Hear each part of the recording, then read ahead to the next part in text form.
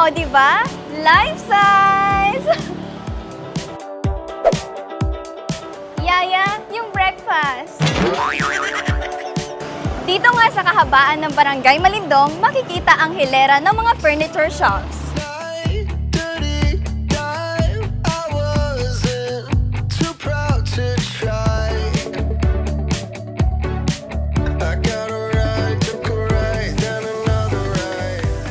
Ilan sa mga gumagawa ng mga dekalidad na furnitures dito ang magkapatid na sina Kuya Ramir at Kuya Ronnie.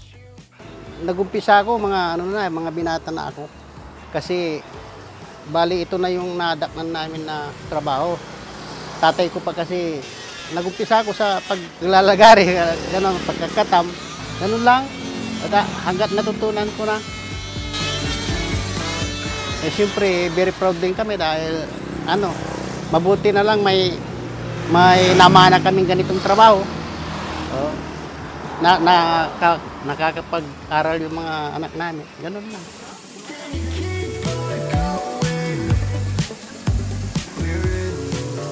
Tinulang ko ng ganito, furniture, sa kahirapan ng buhay, turinan ko namin, halap buhay namin. So, nakapagtayo ko ng bahay ko, ganyan.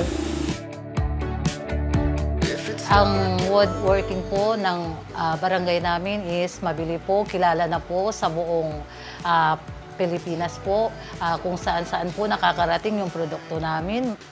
Ay nakatulong po ito ng malaki po kasi po dati po konti lang yung karpintero po dito.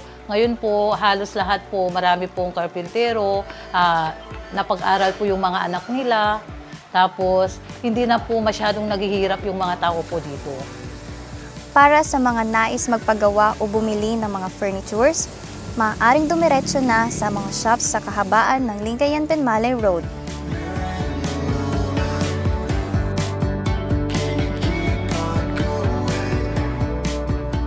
Ang Barangay Council po tumutulong po through kung may dumating po na mga kahoy po, pinupuntahan po yung mga tanod namin, ini-inspect nila. Sinisiguro po na yung mga nagdala po ng kahoy dito may dala pong permit po. Talagang legal po talaga po. Kilalang-kilala po dahil sikat po yung furniture item namin. Nakakapunta kung saan-saan na po. Dahil dyan po, dinadayo na mga tao dito. Kaya mabili po yung mga product namin. Talagang quality. Kasi dito po nag-start, sa Barangay Malindong po, yung furniture item po. Totoo ngang ang ganda ng isang bayan ay hindi lang nakikita sa mga pasyalan, kundi sa husay at galing din sa paggawa ng kanilang naggagandahang produkto. Patunay dyan ang bayan ng Binmalay. Dahil pagkatapos nating makilala ang kanilang woodworking industry, isa pang industriya ang kikilalanin nating marka na ng bayan.